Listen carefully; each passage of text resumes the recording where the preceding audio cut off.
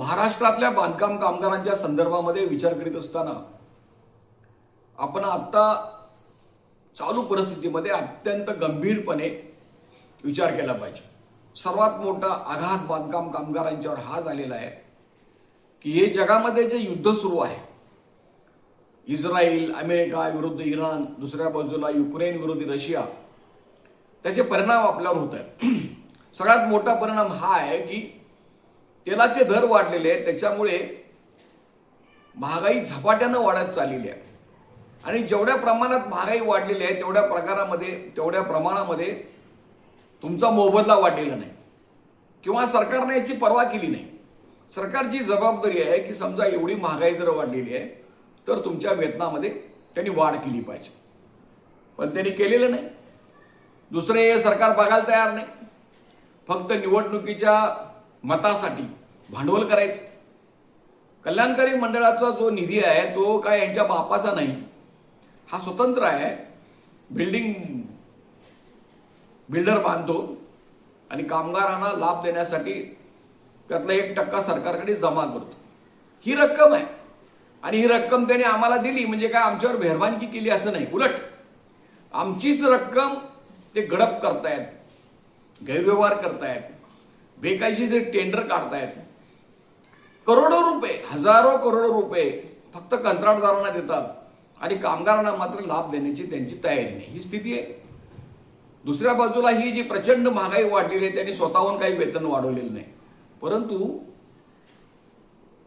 हे कल्याणकारी मंडळाच्या लाभावर नुसता कामगारांनी जगायचं काय, हे पूरक आहे।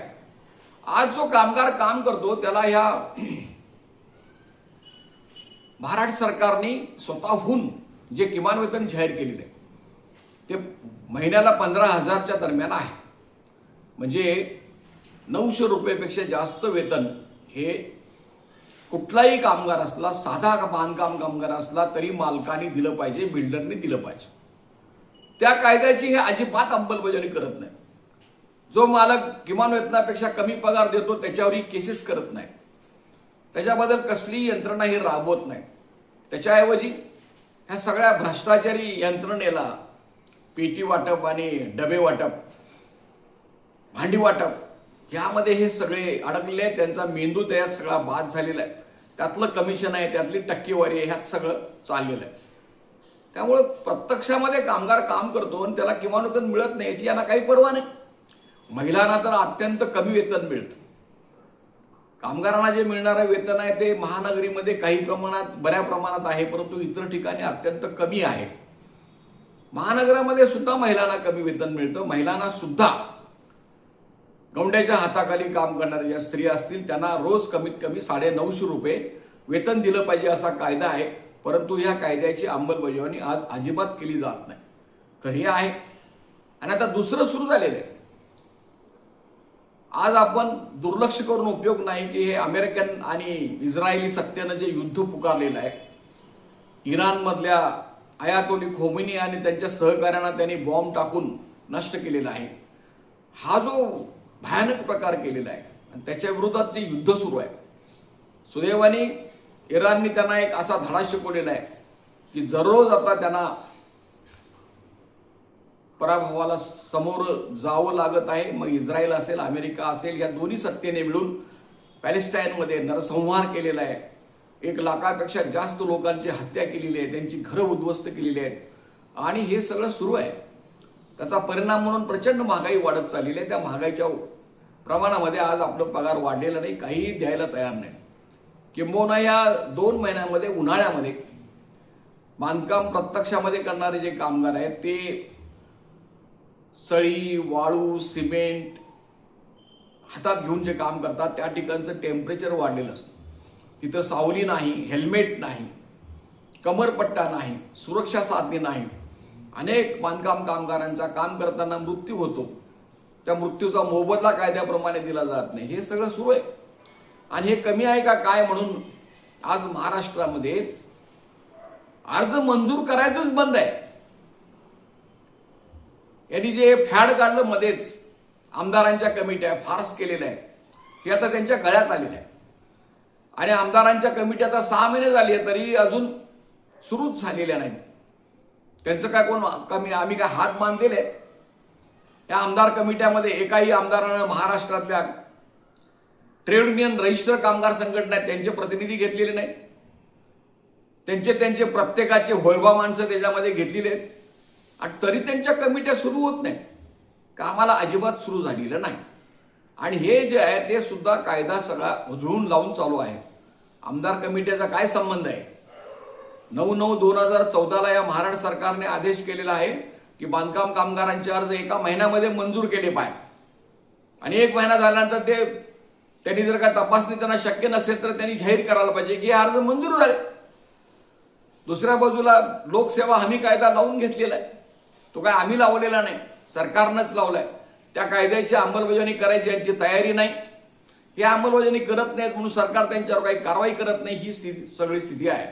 तर या सर्वांमध्ये आज महाराष्ट्रातले जे कामगार आहेत, नोंदित कामगारांची संख्या 2 महिन्यापूर्वी 60 लाखापर्यंत गेलेली आहे. आता याने सगळं आवळून धरलेलं आहे. नवीन नोंदणी करू द्यायची नाही, नूतनीकरण करायचं नाही, लावाचे अर्ज द्यायचे नाही. त्यामुळे सध्याचा आकडा ते सांगायला तयार नाहीत.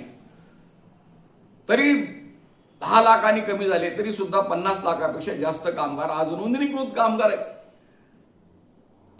आणि या नोंदणीकृत कामगारांचे अर्ज आज मंजूर केले जात नाहीत, काही काम केले जात नाही.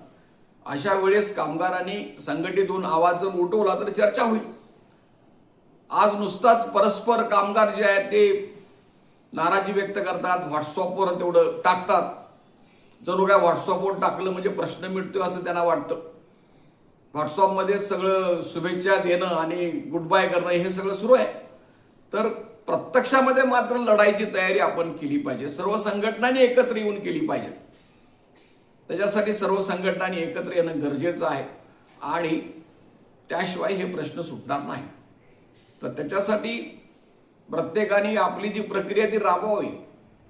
नूतनीकरण झालं नसेल, नवीन अर्ज केला असेल, करायचं असेल, हे सगळं करणं चालू ठेवायला पाहिजे आणि त्यांच्यावर असा दबाव आणला पाहिजे की हे सगळं तुम्ही मंजूर करा. तर आत्ता तर त्यांनी सगळं काम ठप्प ठेवलेलं आहे.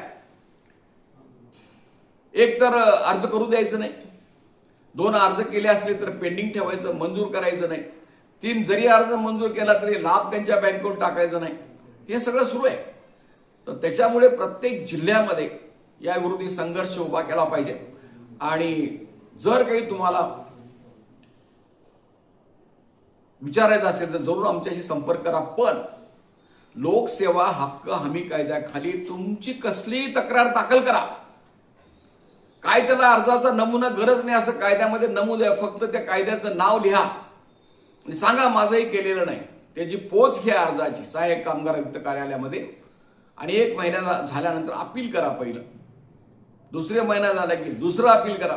आता आम्ही असं पहिले अर्ज आम्ही 600 पेक्षा जास्त कामगारांची केलेले आहेत. दुसरं अपील, पहिलं अपील जे आहे ते आम्ही 52 लोकांचं केलं. दुसरं अपील आम्ही ते नोंदवलेलं जाऊन अप्पर कामगार आयुक्तांच्याकडे. आणि मग आता त्या लोकसेवा हक्क हमी कायद्याचे जे आयुक्त आहेत त्यांचं आम्हाला पत्र आलेलं आहे की तुम्ही आता तिसरं अपील जे आहे ते तुम्ही डायरेक्ट तुम्ही मुख्य आयुक्त जे आहेत महाराष्ट्राचे लोकसेवा हक्क हमी कायद्याचे त्यांच्याकडे करू शकता. आणि तसं जर झालं आणि जर अधिकारी गप्प बसले तरी आमच्या 52 अर्जासाठी एका अर्जाला 5,000 रुपयाचा दंड त्या सगळ्या अधिकाऱ्यांना होणार आहे.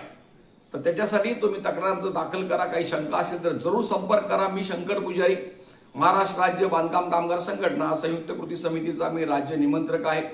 माझा मोबाईल क्रमांक आहे 9960499366. जरूर संपर्क करा आणि तक्रार अर्ज करा. एवढं मी आपल्याला आज आवाहन करीत आहे. धन्यवाद.